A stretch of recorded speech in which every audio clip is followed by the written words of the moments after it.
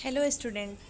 आज हम क्लास 9 के जो उनकी इंग्लिश लिटरेचर की बुक है बी हाइव, उसका 4th लेसन पढ़ेंगे जिसका नाम है ए ट्रूली ब्यूटीफुल माइंड। तो अगर आपने अभी तक हमारे चैनल को सब्सक्राइब नहीं किया है तो सब्सक्राइब करके बेल आइकन दबाना ना भूलें, जिससे जब भी हम कोई वीडियो अपलोड करें तो वो आप तक पहुंचती रहे। तो आइए हम अपना चैप्टर स्टार्ट करते हैं। ए ट्रूली ब्यूटीफुल माइंड यानी एक वास्तविक सुंदर मस्तिष्क। ये स्टोरी है अल्बर्ट आइंस्टाइन के बारे में। अल्बर्ट आइंस्टाइन, जिसको हम सभी जानते हैं कि एक बहुत बड़े साइंटिस्ट गुजरे हैं, जिन्होंने फिज़िक्स में अपना बहुत सारा काम किया है, जिसमें उन्होंने रिलेटिविटी का कॉन्सेप्ट दिया। उसके अलावा बहुत सारी चीज़ें हैं। E = MC² का फार्मूला उन्हीं का दिया हुआ है। ऐसे बहुत सारे उन्होंने काम किए हैं। तो आइए अब हम इनके बारे में पढ़ते हैं। Albert Einstein was born on 14 March 1879 in the German city of Ulm, without any indication that he was destined for greatness. On the contrary, his mother thought Albert was a freak. To her, his head seemed much too large. Albert Einstein was born on 14 March 1879, यानी Albert Einstein का जन्म 14 मार्च 1879 में German city of Uloom में हुआ। Without any indication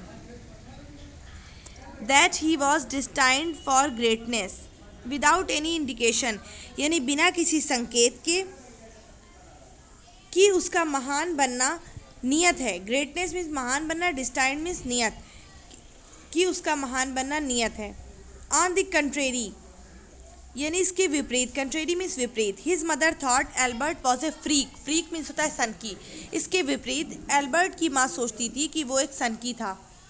to her his head seemed much too large.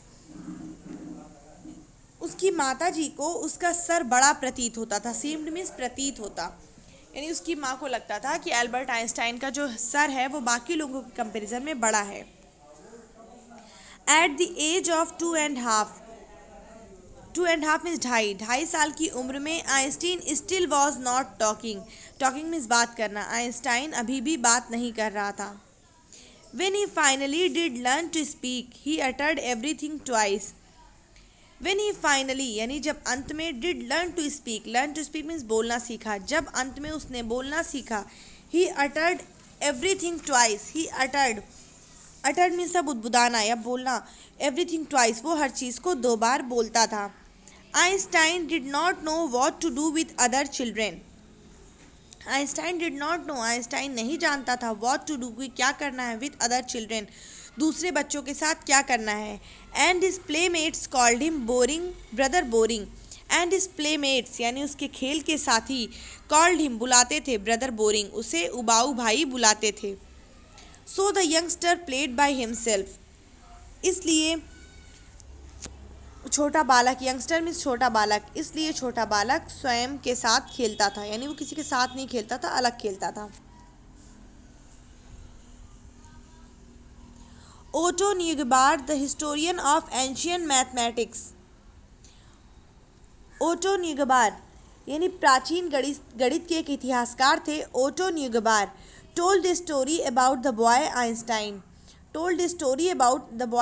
यानी कि auto न्यूगबार्ड जो कि प्राचीन गणित के इतिहासकार थे, उन्होंने एक कहानी बताई आइंस्टाइन के बारे में। That he characterizes as legend यानी कि जो कि दंत कथा सी लगती है। But that seems fairly authentic. Authentic means प्रमाणित, लेकिन ये पूर्णतः प्रमाणित लगती है। As he was a late talker means देर में बातचीत करने वाला। चूँकि वो एक देर से बात करने वाला था। His parents were worried means चिंतित। उसके माता पिता चिंतित रहते थे।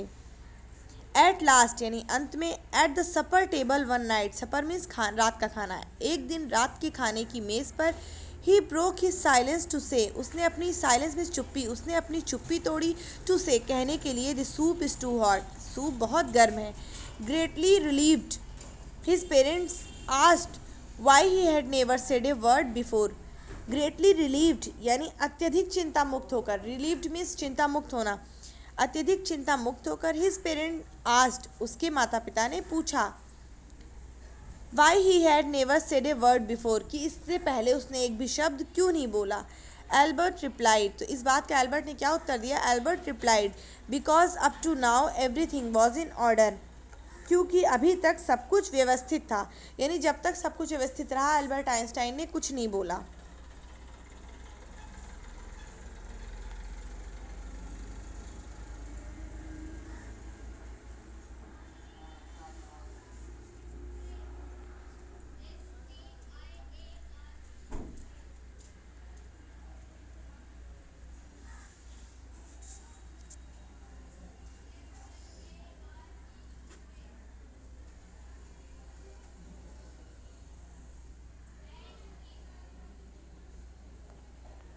से कुछ छूट गया है यहाँ पे, जो ये कंटिन्यूएशन है इसका, जो ये है, so the youngster played by himself, उसके बाद उसका कंटिन्यूएशन यहाँ पे है। Much of the time he specially loved mechanical toys, यानी उसे मुख्य रूप से जो मैकेनिकल टॉयज यानी यांत्रिक खिलौने जो होते थे वो पसंद होते थे, जैसे कि जो मैकेनिकली कुछ काम करते थे। Looking at his newborn sister Maja, यानी अपनी न्यू बॉर्न यानी नवजात बहन माजा को देखकर, he said to have said, यानी वो कहा करता था, fine but where are her wheels, यानी ठीक है लेकिन इसके पहिए कहाँ हैं। व्हील्स मीन्स पहिए। A headmaster once told his father,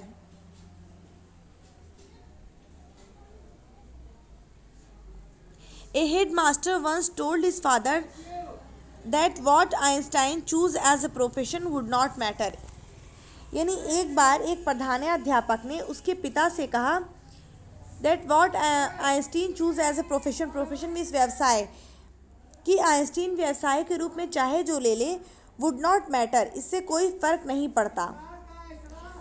Because he will never make a success at anything, because क्योंकि he will never make a success, क्योंकि वो सफल नहीं होगा एट एनीथिंग, किसी भी चीज़ में। क्या कहा उसके हेडमास्टर ने कि ये प्रोफेशन एक व्यवसाय के रूप में कुछ भी चुन ले उससे फ़र्क नहीं पड़ता, क्योंकि कभी सफल नहीं होगा। Einstein began learning to play the violin at the age of 6। Einstein began learning यानी आइंस्टाइन ने सीखना शुरू किया to play the violin, violin बजाना एट द एज ऑफ 6, 6 साल की उम्र में। Because his mother wanted him to, क्यों? क्योंकि उसकी माँ ऐसा चाहती थी। He later became a gifted amateur violinist, बाद में जब उसने वायलिन बजाना 6 साल की उम्र में शुरू किया क्योंकि उसकी माँ चाहती थी, बाद में वो प्रतिभा संपन्न अव्यावसायिक वायलिन वादक बना। अव्यावसायिक मतलब व्यवसाय को उसने अपना वायलिन वाद को व्यवसाय नहीं बनाया। Maintaining this skill throughout the life, skill means the कौशल, और उसने अपने इस कौशल को जीवन भर बनाए रखा। But Albert Einstein was not a bad pupil, pupil means the शिष्य, लेकिन एल्बर्ट आइंस्टाइन बुरा शिष्य नहीं था। He went to high school in Munich, यानी वो हाई स्कूल म्यूनिक में गया। Where Einstein's family had moved, moved means होता है शिफ्ट कर जाना, वहाँ पे बसना, जहाँ पे आइंस्टाइन का परिवार बस गया। When he was 15 months old, जब वो 15 माह का था। And scored good marks in almost every subject, and scored good marks, और अच्छे नंबर लाता था, अच्छे अंक प्राप्त करता था। इन आलमोस्ट एवरी सब्जेक्ट, लगभग हर विषय में। Einstein hated the school regimentation, regimentation means the अनुशासन, कठोर अनुशासन। आइंस्टाइन स्कूल के कठोर अनुशासन से नफरत करता था। And often clashed with the teacher, and often clashed with the teacher, clash means है भिड़ जाना किसी से, और अक्सर अपने अध्यापकों से भिड़ जाता था। एट द एज ऑफ 15 यानी 15 की उम्र में, Einstein felt so stifled that there that he left the school for good. Einstein felt so stifled यानी कि घुटना, एकदम ऊब जाना। आइंस्टाइन को इतनी घुटन हुई there that he left the school for good, कि उसने हमेशा के लिए स्कूल छोड़ दिया।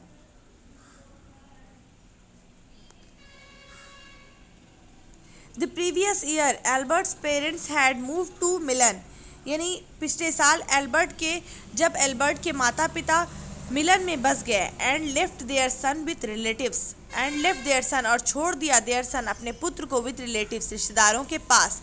After prolong discussion, prolong means लंबी, डिस्कशन मीन्स बातचीत, लंबी बातचीत के बाद Einstein got his wish to continue his education in German speaking Switzerland in a city which was more liberal than Munich. यानी लंबी बातचीत के बाद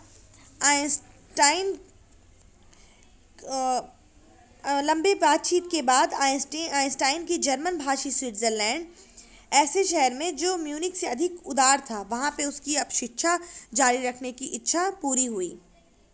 यानी एक लंबा डिस्कशन चला, उसके बाद तब उसे परमिशन मिली कि वो जर्मन स्पीकिंग स्विट्जरलैंड जो है सिटी, वहाँ पे वो अपनी एजुकेशन को कंटिन्यू कर सकता है। Einstein was highly gifted in mathematics and interested in physics. यानी आइंस्टाइन जो था उसको अधिक रुचि थी, अधिक बुद्धिमान था किस सब्जेक्ट में, मैथ में यानी गणित में, और इंटरेस्टेड इन फिजिक्स और उसकी भौतिक विज्ञान में भी रुचि थी। And after finishing school he decided to study at a university in Zurich. यानी अपना स्कूल ख़त्म करने के बाद ही डिसाइडेड टू स्टडी यानी उसने निश्चय किया ज्यूरिक के एक विश्वविद्यालय में अध्ययन करने का। But science was not the only thing that appealed to the dashing young man with the walrus mustache।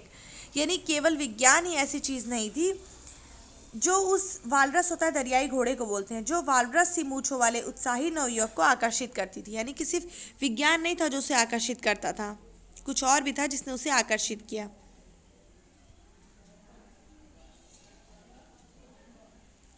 He also felt A special interest in A fellow student. यानी उसने अपनी एक जो सहपाठी छात्रा थी उसने उसमें एक खास रुचि,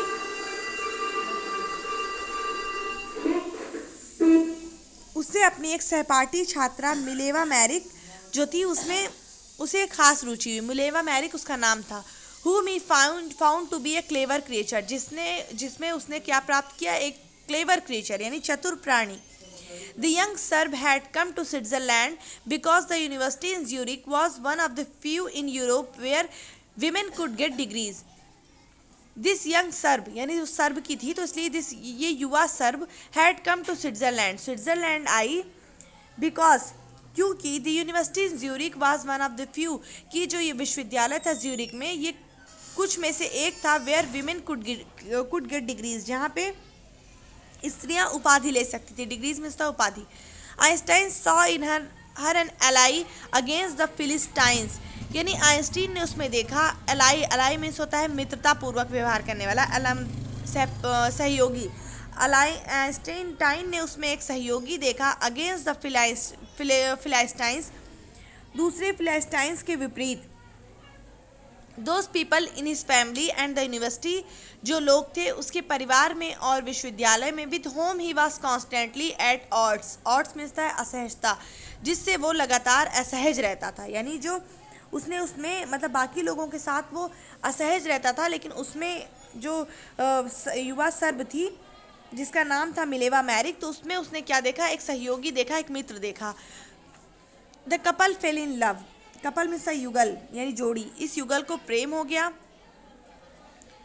letter survive in which they put their affection into words. यानी लेटर सर्वाइव यानी जो पत्र थे वो दिखाते हैं